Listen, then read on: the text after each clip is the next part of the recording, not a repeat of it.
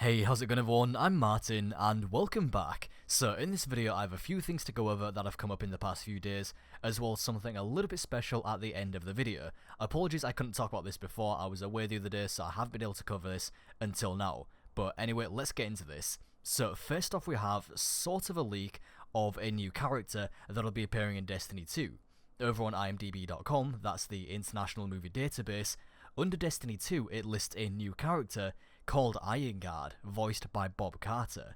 Now, from the sound of it, with a name like that, with Iron in their name, this character is presumably going to have something to do with the Iron Banner, which, as we already know, is going to be returning. In one of the trailers shown at the Destiny 2 reveal event, there was a hunter wearing Iron Banner armor, so this character, the Ironguard, could potentially be the new Iron Banner vendor.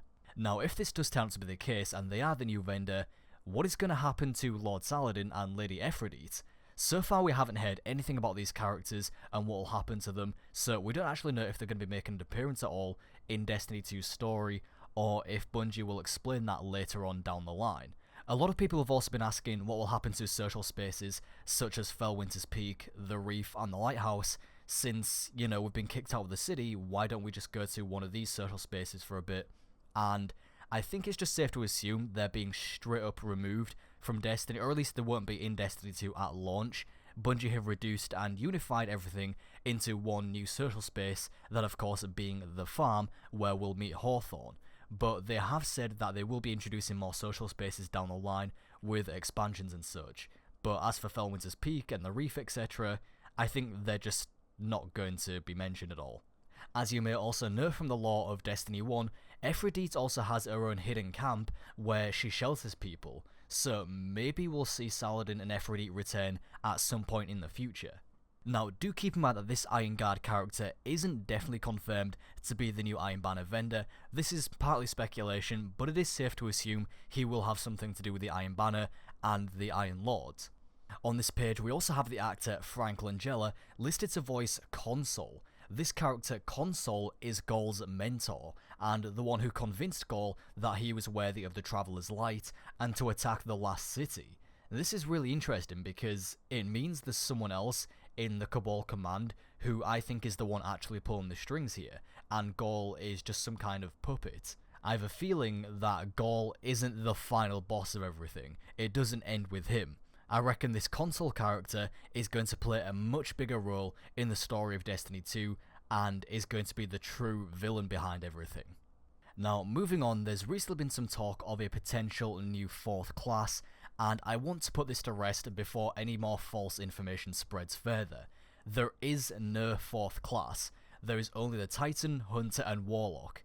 So this rumour came from some concept art of Destiny 2 that was recently released in a press kit from Activision, depicting citizens and guardians of the Last City celebrating, and you can see in the image the icon for each class, but if you look closely you'll notice there's also a 4th icon in this image. People have been speculating that this is supposed to represent a 4th class, however that is not the case. It's the symbol used to represent all 3 classes united under one banner. Each section represents each class. There's even a more detailed version of this same icon on the flag in the same image. The same icon was even on display at the Destiny 2 reveal event.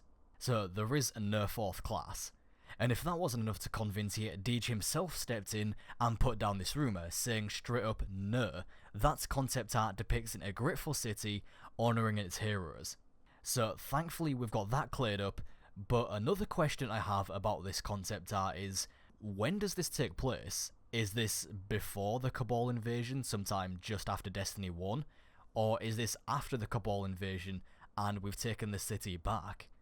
I guess we'll just have to wait for more information. Next up, I wanted to mention something that was pointed out by Reddit user Xenobis. So in the trailer shown at E3 where Gaul kicks our Guardian across his ship, if you slow it down and go frame by frame, it's incredibly difficult to see. I have no idea how this guy even noticed it at first. But if you look very closely, our Guardian is actually holding onto their ghost as if they're trying to protect it.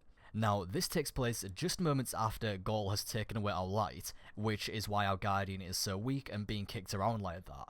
And I guess by doing so, that has deactivated our ghost. And in a video released on PlayStation's Instagram, there's actually a slightly extended version of this clip which shows our ghost being flung off the ship and plummeting towards the city. So I'm wondering now if this means that our ghost has been destroyed, or if we somehow managed to find our ghost down in the rubble of the city and have to reactivate it, or if we just straight up have to find a new ghost. I also noticed something that could be related to this, although it could actually just turn out to be nothing, but I thought I'd point it out in this video anyway, just in case. So, in one of the screenshots that was recently released in a press kit from Activision, we can see the player's UI, and at the top of the screen, just underneath the health bar in the middle, we can see a ghost symbol with a line through it, and I was wondering if this could possibly be related to the fact that our ghost had been deactivated.